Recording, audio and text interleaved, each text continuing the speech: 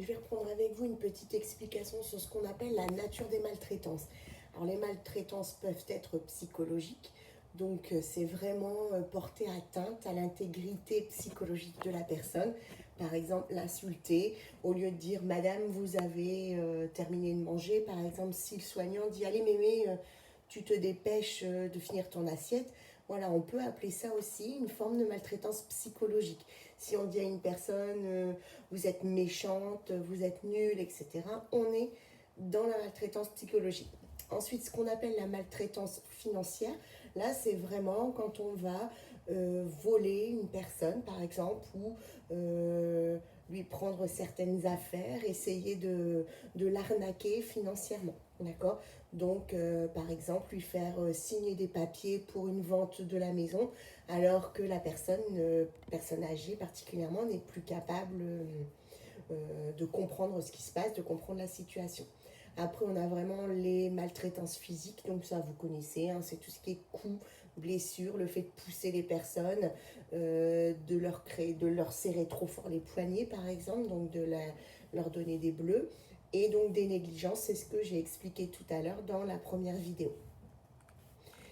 Donc la plupart du temps en fait, et ça je vous l'ai dit aussi tout à l'heure, donc les personnes qui sont maltraitants, c'est-à-dire la personne qui va maltraiter la personne âgée, c'est les familles, donc des fois les enfants, le conjoint, la conjointe. Ça peut être aussi l'entourage de la personne, donc des soi-disant amis, d'autres personnes qu'elle ne connaît pas, hein, qui peuvent aussi abuser de ces personnes, et des professionnels de santé qui, eux, peuvent se montrer également parfois maltraitants. Voilà. Donc, par rapport au TD, donc dans le TD numéro 1, vous deviez classer un petit peu les facteurs dans le tableau. Il fallait dire si c'était vraiment lié à l'institution, si c'était lié à la personne, donc à l'aidant familial, lié au professionnel ou lié à la personne accompagnée. Je ne vais pas reprendre avec vous le corrigé du TD puisque je vous les ai envoyés. Néanmoins, je vous ai expliqué un petit peu les différentes formes de maltraitance et les origines. Donc, je regarde avec vous mon ordinateur en même temps.